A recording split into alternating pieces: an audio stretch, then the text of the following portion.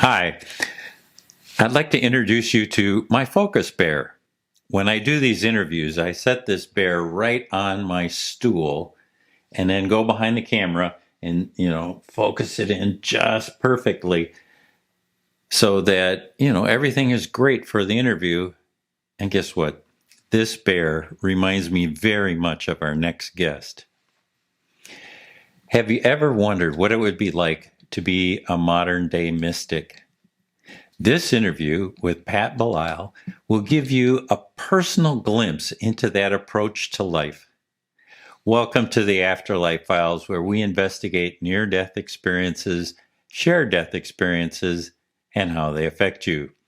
Unlike podcasts that are just stories, we will give you a heads up on what to look for in our conversation. And then after the interview, stick around.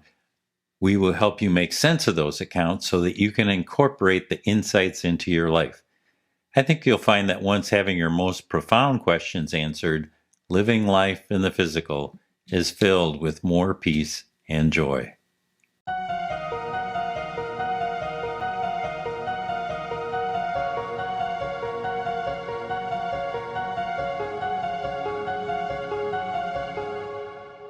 Pat Belisle is a self-described practical mystic, a nonprofit executive, teacher, and world traveler. He studied business and theology with Benedictine monks at his Minnesota college, meditated with Buddhist monks in Thailand, and had a mystical experience at the Asho commune in India on a 1-year trip around the world with his wife Jane. There, they were searching for the meaning of life. They then wandered North America 3 more years, finally choosing Charlottesville, Virginia, as the perfect place to finally settle down. Pat enjoys nothing more than sharing his wisdom and love of life with everyone he meets. Listen for a couple of things in our conversation. First, when Pat has his mystical experience, he asks 3 really important questions. Number 2, notice how many lenses he has tried on in order to come to the truth as he understands it. Number 3, pay particular attention to the attributes he gives the blue-purple light. Then compare that to what happens to people during a near-death experience. When they encounter the light, it's virtually identical. Lastly, I appreciate how he describes how mystics live differently in the physical world. Here's our interview with Pat Belisle.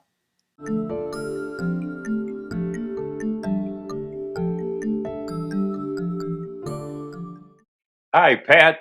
Really glad to have you here on the Afterlife Files. Thanks, Scott. I'm really glad to be here. Thanks for inviting me. In your bio, you describe yourself as a practical mystic. That's not a term that I hear every day. So, why is it that you describe yourself that way? And, what's it mean to you? Well, you always think about mystics being sort of airy and sort of, dreamy, let's say.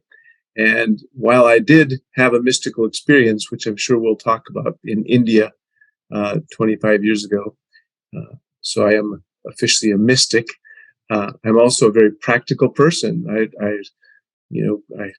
have my real jobs, and I live in the real world, and you know, I want to understand what a mystical experience is and how it could happen to me and anybody else, and in this supposedly physical universe, how it could have led to the various, psychic phenomena and uh, spontaneous healings and other things that came from it.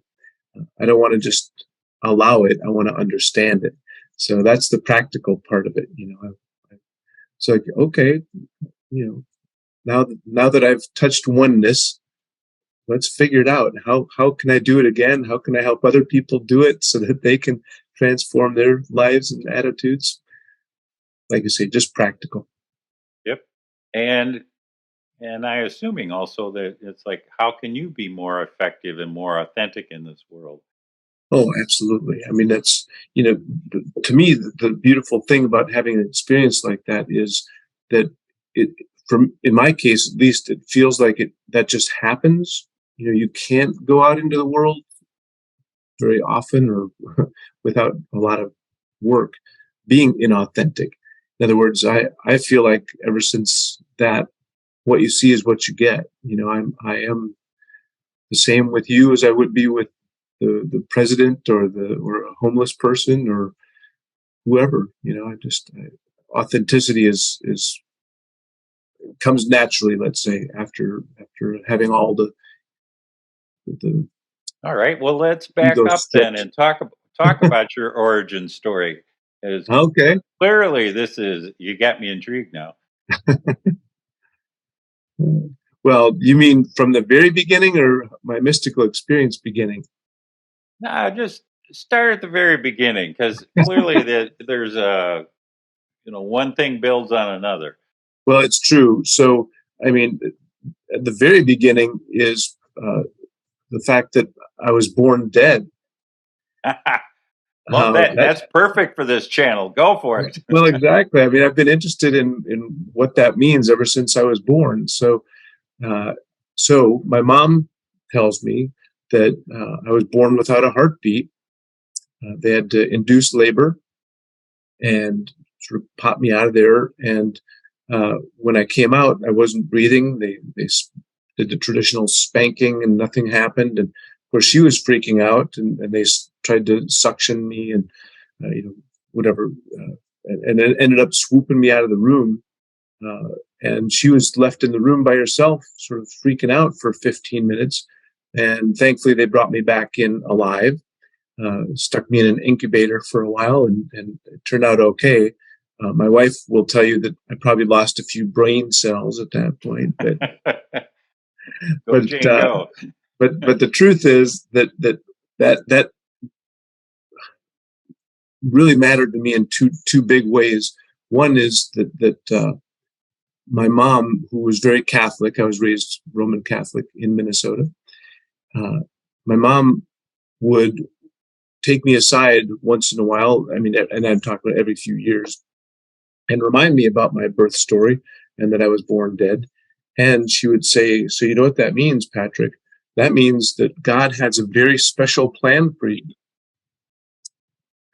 And that really filled me with a sense of purpose that I wish every person could start off their life with. Now, she didn't tell me what my purpose was, but she made it very clear that God had saved me for this special purpose. So that really meant a lot to me. The other part about what being born dead meant to me was I was always intrigued by things like near-death experiences.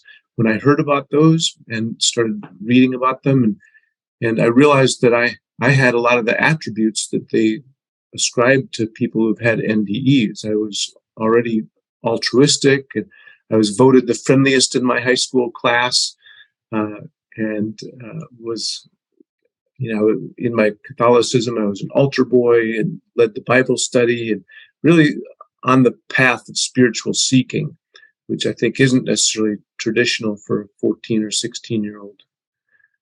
So, Well, I'm.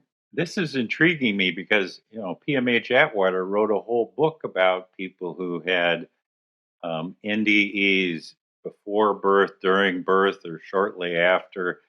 And have you caught up with her research and the impact that might have meant for you? yeah, I know PMH, and we've talked about it before. One of the things that I did as a result, just to try to understand it from my own point of view, is well, I've done two things. One is a regression, as you know, because you're also a hypnotherapist.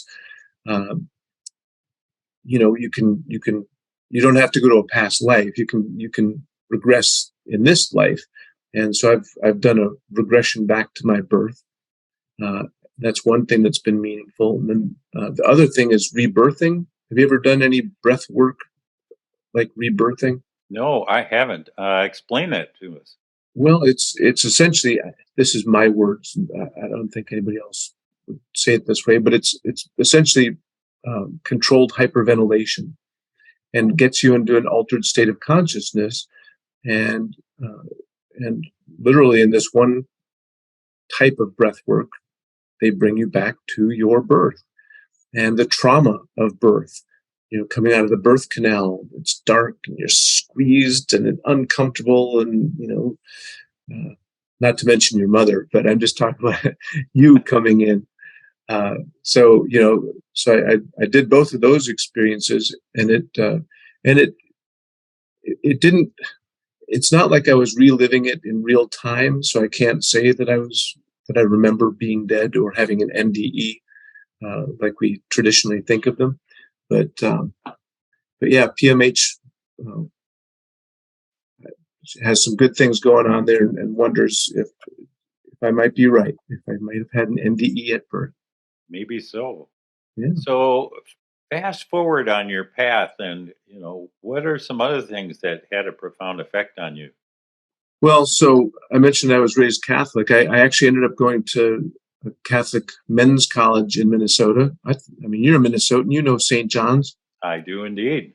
St. John's University, Collegeville, Minnesota. And I was educated there by 350 Benedictine monks and a bunch of lay people as well. And it was there that they started talking about Carl Jung and Sigmund Freud and William James, and really exposing me to some of these ideas that you don't typically learn in Catholicism, and things like Buddhism and ideas like reincarnation. I learned all that at my Catholic college. And with Jung in particular, talking about the hero archetype and how Jesus' life essentially followed the hero archetype to a T, and essentially showed me that it was probably mythologized, let's say, his lifetime, and it really led me into shaking up my belief, my faith system, and it also at the time led me toward the Eastern religions like Buddhism, which it's more of a philosophy. But I started meditating and getting into that sort of thing, and looking for the answers within myself instead of looking to the Bible or the church to give me answers. I was trying to find truth for myself. And then, well, my wife Jane too. So I'll tell you that Jane and I got married in Minnesota in 1989. Moved out to Olympia, Washington in 91, where I worked for the Evergreen State College. Took some meditation classes and came to both feel like there was more to life, that we were feeling kind of unfulfilled by our work. And so we took our $20,000 nest egg and spent it on a trip around the world, 1 year trip around the world. We decided that there had to be more to life than the American formula, get married, work, retire, and die. And so we went to Buddhist monastery in Thailand, meditated with Buddhist monks for a bit. We went to an ashram in India, the Osho commune in India, and that's where I had my mystical experience. We were there for a month, and that really obviously changed my life. That whole trip around the world changed my life in so many ways, getting that perspective on what's important in life. So talk about that mystical experience and the impact that had on your worldview. Sure, yeah. So at the Osho commune, they were offering a number of classes. There were probably 5,000 people there at any time. And I took a class called Opening to Emotion. And it was a breathworks class. We were just talking about breathwork. Yep. This one was called pulsation therapy. Anyway, we did this exercise where we did the breathwork, got into that altered state of consciousness, did some emotional cleansing, I'll call it, where in my case, brought in my father and, had this conversation with him, very realistic conversation as if you were really there. By the way, we were all laying, there were 15 of us, we were all laying in a circle on the ground, sort of head to toe around the circle. And having this conversation with my dad, I was laying on the floor there crying and then laughing because it just felt so good to be free of some of this emotional stuff. And then just totally at peace for a while, a few minutes maybe.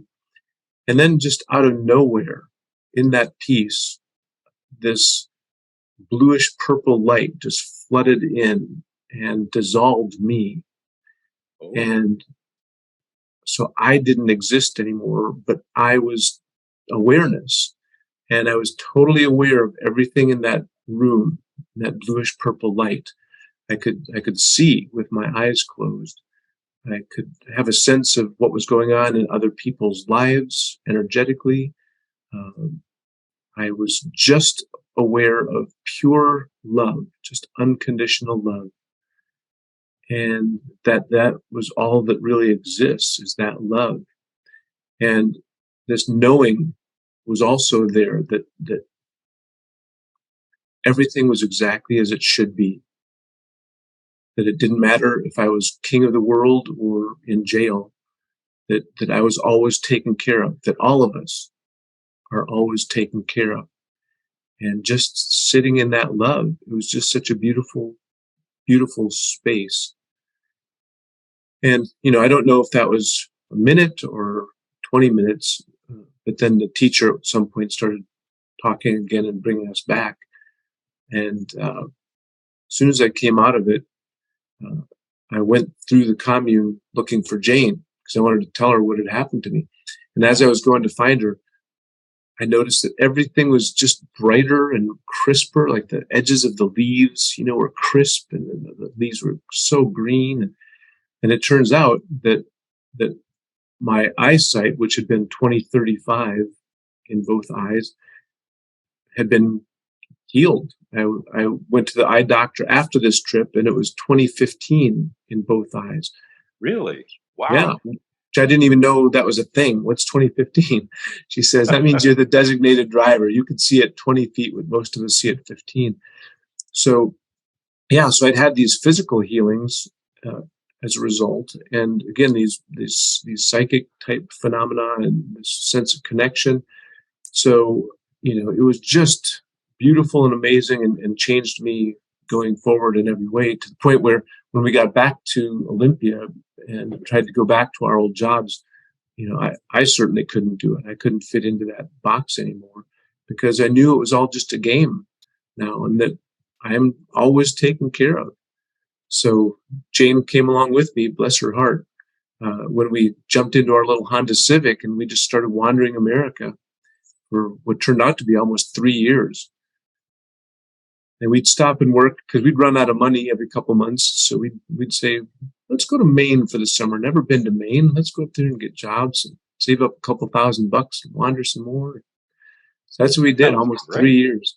Oh, it was amazing. Yeah. So that bluish purple light that you were, was that a personification of something? Was it a metaphor for something? It just is. It was all that is. I mean, literally, like I say, I disappeared, and the bluish purple light was, I guess I'll just call it the oneness, the unified field, the thing that connects us all. The matrix, I'm just going to keep searching for, how these things are. They're ineffable, right? You can't really put words to it, but I was it, and it was me, and yet I was in it, and those other people were in it, and it was just pure love. So speaking of words, I know that you spent a whole bunch of your life with the Edgar Cayce materials. Talk a little bit about that and that study, and how that enhanced what it is that you already knew. Well, that was a perfect segue, Scott. Thank you, because after that mystical experience, the practical side of me, the practical mystic in me, was like, what the hell just happened? And how is it possible? So I came back to America searching for those answers. And somewhere along the line in my research, I found Edgar Cayce, who I'd never heard of before. I was 30 years old and had never heard of Edgar Cayce, and found his readings to give me the perfect understanding of how things like mystical experiences and psychic phenomena are possible and can work in this world. So I really felt attracted to the readings and joined the organization, the Association for Research and Enlightenment, the ARE. And the next year, I ended up being a camp counselor for them, teaching kids to watch their dreams for meaning, teaching them to meditate, living in nature. It was just a beautiful thing. I ended up doing that for, I don't know, many years, over a decade. And along the way, I met Charles Thomas Cayce, Edgar's grandson, who was running the organization at the time. And he found out that I have a professional background in running nonprofits and doing fundraising. And so at some point he said, "Hey, come work for us." And so I did. So I raised money for the ARE for 15 years. And I was a speaker and teacher, that sort of thing as well. But raised over $65 million for the place in those 15 years. Well, you get an extra star in heaven for that. Thank you. And I get that's what this certificate is, a little thank you for raising the money for the Cayce work. But yeah, the readings are just so brilliant in how they can portray this universe, and it's super deep. You could spend a lifetime studying the Cayce readings. I don't know how deep you go in them. I know you've been a fan, but It's true. I have been a fan. And one of the things that the Edgar Cayce materials have told me that kind of fits into this conversation is that there's evidence behind what it is that he says in his readings. yeah, And as a practical mystic, that must have been important to you. absolutely, yeah. No, that I love the Cayce material for that reason, and the fact that he in the readings they say basically test this stuff out. If it holds true for you, keep it, and if it doesn't, move on, find something else. In other words, they're not saying this is the truth. I fell for that in my Catholicism. The dogmatic, we have all the answers. Just believe us, kind of thing. And I wasn't going to do it again. So the fact that the Cayce material is like that, it's like they do have the answers to the big questions, and yet they're very modest about it. Let's just say. But yeah, the evidence is hugely important to me, which is also, this is the next segue to my current world and belief system. The folks at the University of Virginia, DOPS, Division of Perceptual Studies, Ian Stevenson started it back in the 60s, and it continues on to this day, researching the nature of consciousness, things like near-death experiences, and small children, 3-year-old children who remember past lives, things like psychic phenomena. They study all of it, mediumship, all of that. So the fact that they've put together evidence around all this stuff has been really meaningful to me as well. So, talk about the evidence around reincarnation. It's always fascinated me. Yeah, me too. So, one of the things that Ian Stevenson was careful about as an MD, he's a psychiatrist, and knew that when you're out on the fringes of the current scientific paradigm, which he was, you have to be extra rigorous in your approach and your methods, and he was. So when kids started being brought to his attention, these 3-year-old children who claimed to remember being someone else in a past life, instead of doing what a lot of psychiatrists would do, which is lock the kid in the loony bin, or threaten to, or medicate them or whatever, Ian Stevenson actually looked into it. And so he traveled the world looking at all these cases of kids who had very specific examples. Let's say, you're not my dad. My dad's name is Jerry, which was my dad. And he lived in St. Paul, and he did this for a living, and some very clear statements that could be either verified or thrown out. And Stevenson went around the world checking these things out and actually ended up verifying a lot of the stories. Like, how could this 3-year-old kid know anything about death, let alone the details of someone else's life who lived, a long ways away in a different time? So he wrote a book called 20 Cases Suggestive of Reincarnation. And that was his first book. And I love the title too, because Yeah, I was just going to say, how academic is that title? yeah, well, and it's just so Ian in the sense that he, just like Edgar Cayce, wasn't going to try to force this on anybody. He wasn't saying, I have the answers and I've proven reincarnation. No, there might be other explanations for this, but at this point, and he went through the whole number of explanations that could be possible, but his most likely one was reincarnation. So that's why it's 20 cases suggestive of reincarnation. Now, one of the main criticisms of his work was that most of these cases were in cultures that believed in reincarnation, right? So let's say, in Hindu countries or, Sri Lanka. I remember thinking about one story in particular. Anyway, so that was one of the criticisms. It's like, hey, if reincarnation is real across humanity, why aren't we finding cases in America, for instance, or other Christian sort of Western countries that don't necessarily believe in reincarnation? So Dr. Jim Tucker, who runs DOPS now, has specialized in exactly that. He's found many cases of American kids born to what I'll call traditional mainstream Christian parents who don't believe in reincarnation, who now do because their kid, who they watched from birth, was talking about very specific instances that they know didn't come from them. So, do you know about James Leininger for a minute, for example? Yeah, talk about him. That doesn't ring a bell, so this is So great.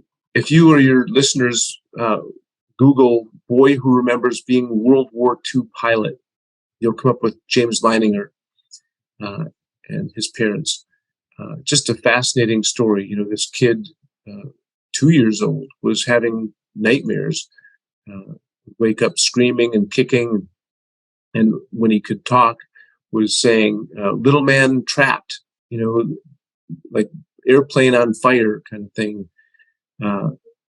And as the years went on, and he developed more language and experience, one day they were at an airplane museum, and this little 3-year-old, 4-year-old boy said, "Oh, that's a Corsair type of aircraft."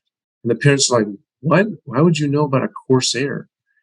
And when Dad got a book from there about World War II and was flipping through it, James, the little boy, pointed to a picture and said, "Daddy, that's where my plane went down." It was Iwo Jima. And Daddy says, "Well, tell me more. Like, well, did you fly off of a ship?" "Yep, the Natoma." "What? Natoma? Never heard of a ship called Natoma." So Dad, the internet was just coming into being. So Dad Googled Natoma, and sure enough, there was the Natoma Bay that had been at Iwo Jima, an aircraft carrier that lost exactly one plane and one pilot, described exactly as little James was describing him. Just fascinating stuff. So, how does a confirmation of the existence of reincarnation change your worldview? And, how are you different as you live in the physical world? Well, that's a good question. And I personally, because I have adopted most of the Edgar Cayce philosophies around reincarnation, it's hard for me to separate reincarnation from the laws of karma. And when I look at karma and reincarnation hand in hand, then it makes total sense of how I can sort of get through the day peacefully and joyfully, because I know that all we can do is the best we can do.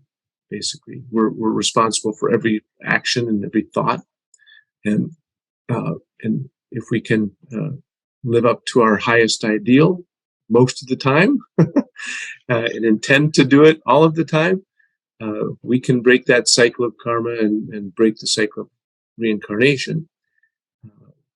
So it just helps me be a better person, in other words. And it also helps me be more patient, because if I screw up, or when I screw up, often, I'm patient with myself and loving to myself and say, well, I'll get it right the next life. I mean, if that's what's going to keep me here, don't worry about it. I am loved, and I'm in patience. This whole universe is, Edgar Cayce says, time, space, and patience. I had not heard that quote. That's lovely. Yeah. Time, space, and patience. Yeah, it's a three-dimensional universe with time, space, and patience. I love it. So, why do you think that some children have the ability to remember their past lives, and some of us blissfully go on without that knowledge?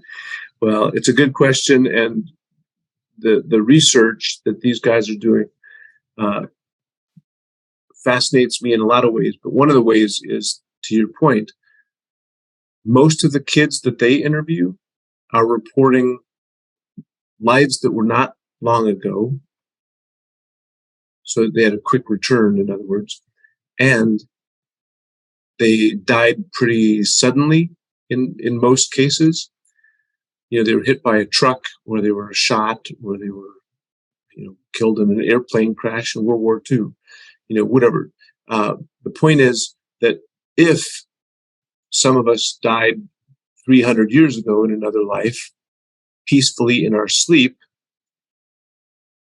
it might be that 200 or 300 years of dreaming, or whatever, wherever we are, might just mean that we sort of don't remember it as clearly as if we had just been killed a couple of years ago very violently and suddenly, and wanted to get back in here. So that's part of the speculation. Why do some kids remember and some of us don't? But, there's no way to know for sure.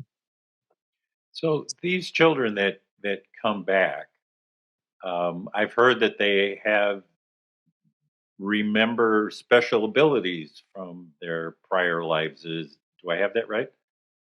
Yeah, I mean, tends to be true that we come in with some of the same proclivities that we had in our last life. So that can be behaviors, likes and dislikes, phobias, all sorts of things. So yeah, so things like child prodigy, piano players, reincarnation could explain that pretty well. And there are also some kids who have seen and heard about little kids that want drinks of alcohol, or smoking a cigarette or whatever as a kid, because they really enjoyed it that last lifetime, and so they bring in that habit or that memory with them. It's interesting too. One of my colleagues, Marietta Helavanova, she's a PhD researcher at DOPS. She did a study on, I think it was 450 or 460 cases of children who remembered a past life as the other gender. So in other words, if I were a boy in this lifetime, I'd been a girl in the last lifetime. So she looked at the data from those kids remembering past lives, and she discovered that, sure enough, there was what she was calling gender non-conforming behavior in a lot of these kids. In other words, the boys were dressing up as girls, or the boys or the girls were wanting to hunt and whatever, do traditional boy roles. So something like that really could explain a whole lot about, let's just say LGBTQ issues. Why are we attracted to the same sex or different sex? Or why do I feel uncomfortable in this male body and really feel much more like a woman? So reincarnation could help explain a lot of that. So, speaking of DOPS, I know that Bruce Grayson, and Mhm. we've interviewed him here on the Afterlife Files. He's great. So from his research into near-death experiences, what struck you that he's uncovered that you really liked or that resonated with you? Oh, well, I mean, let's just be honest. Between Ray Moody, who also was at UVA, University of Virginia, working with Bruce Grayson, and then Bruce Grayson, those two guys have done everything to shift our cultural understanding of death from dark and scary, Grim Reaper style, which it was 50 years ago, to light at the end of the tunnel and being met by loved ones and peace and music. I mean, it's a huge shift, and that I attribute to Bruce Grayson's work.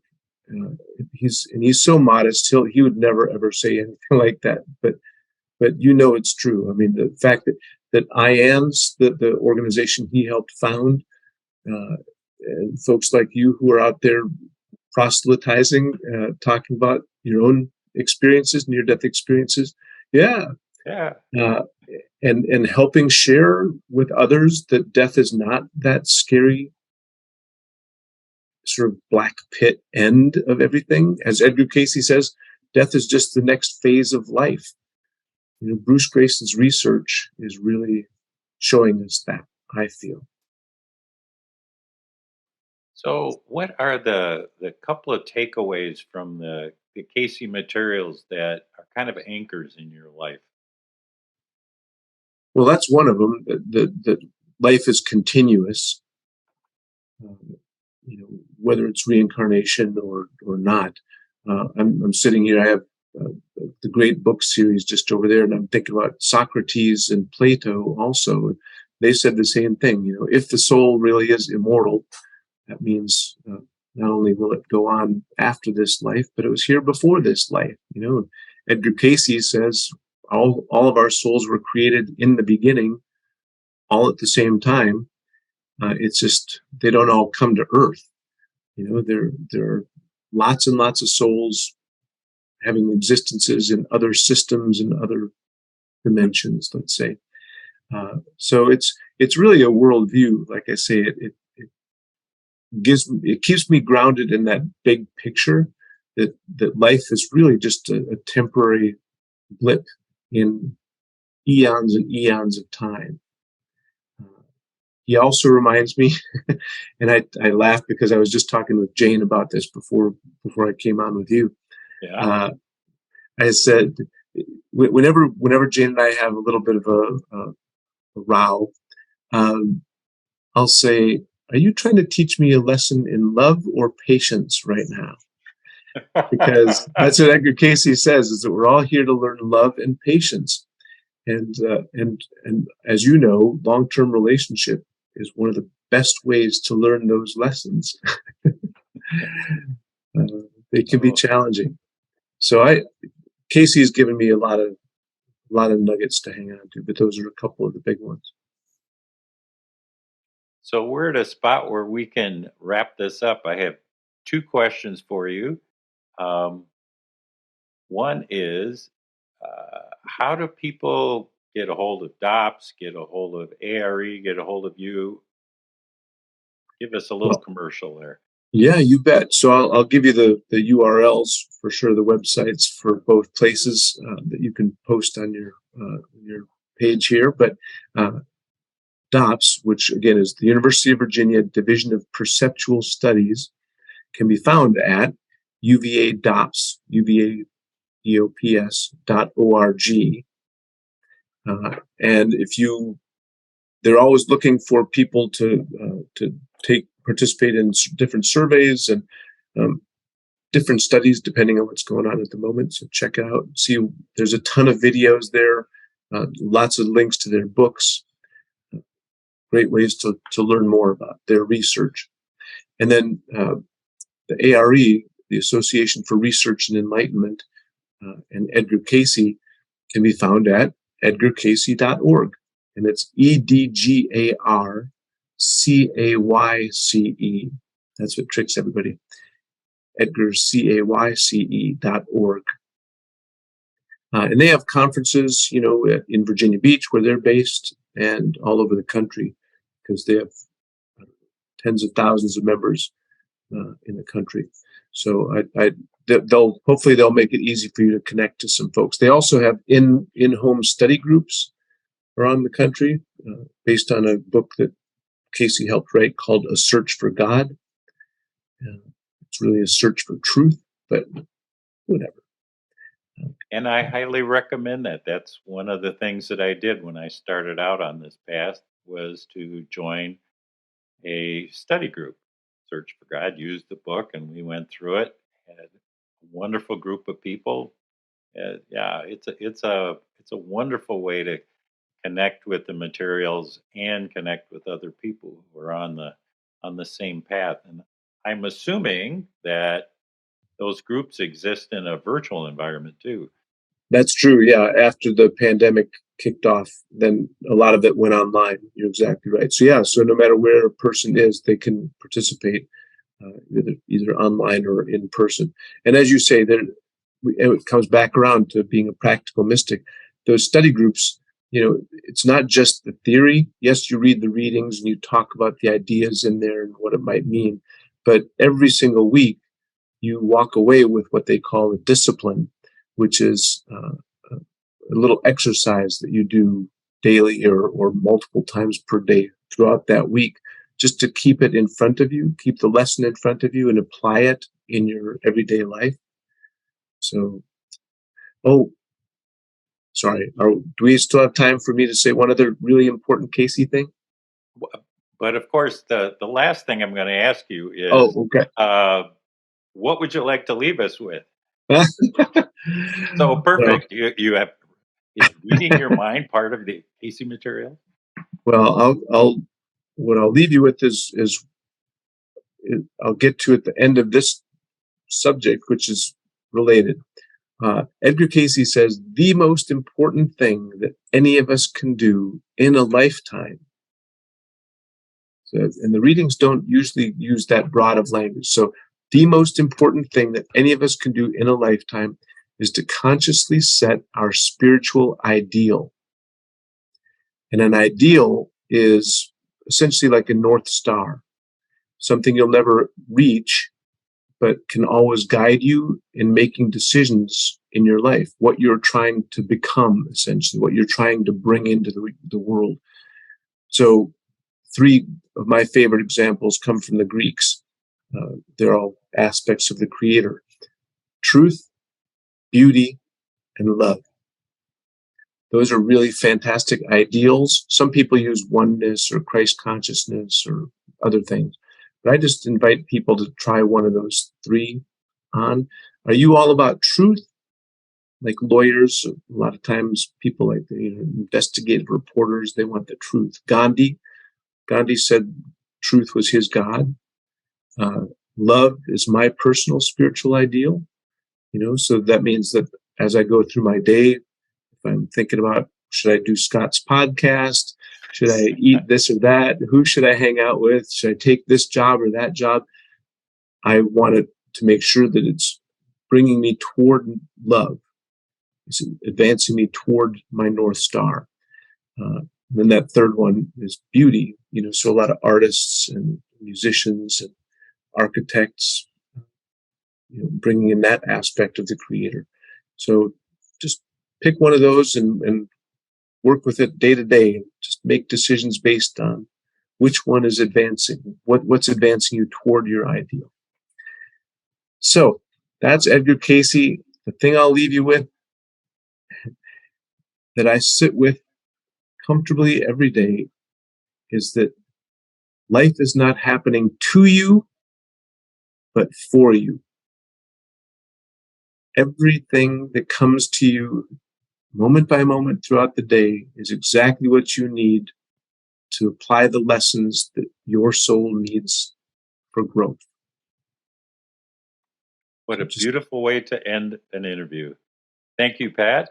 And for the rest of you listening to this podcast, please stick around because I've got a couple of really cool comments about what Pat has said. And thank you once again, Pat. This has been a great joy to have you on the Afterlife Files.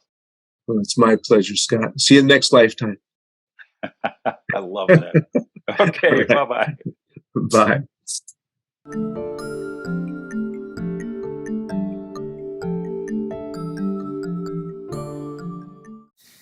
After that interview, don't you feel inspired to become a practical mystic? I do. There is so much we can learn. Okay, and so just to be clear, these are my viewpoints, but that's why you watch the Afterlife Files, to gain perspective by using more than one lens with which to view this rich information.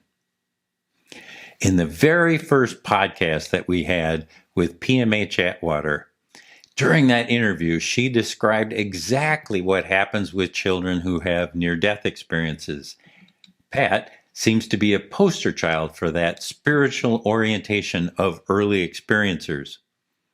Second, I'm also impressed that the side effect of all Pat's spiritual searching is to live an authentic life. Yes, to live an authentic life. I'll go to that church. Number 3, I appreciate his patience with himself and others as we all try to live out an aspect of the Greek's view of God, be it truth, beauty, or, in Pat's case, love. I was struck how his insight on being taken care of wound up manifesting in their lives as the year-long trip around the world and 3 years exploring America, trusting they would be taken care of, and they were. Lastly, I love this quote. Life is not happening to you, but for you. Everything that comes to you moment by moment is exactly what you need to apply the lessons your soul needs for growth. We see that over and over. That's the key to enlightenment, is to take responsibility for what shows up in our lives. So what showed up? Focus Bear, Pat. And I love the fact that he goes after love and that my Focus Bear has a heart. Isn't that fun? I do hope that videos such as this can give you some insight on what near-death and shared-death experiencers discover about the afterlife, the nature of consciousness, and how to live your life more fully and practically. If you're watching on YouTube, please like, subscribe, and comment. That would be great. It's free to subscribe. You can find the Afterlife Files on all podcast streaming apps, Apple, Google, Spotify, Audible, the lot.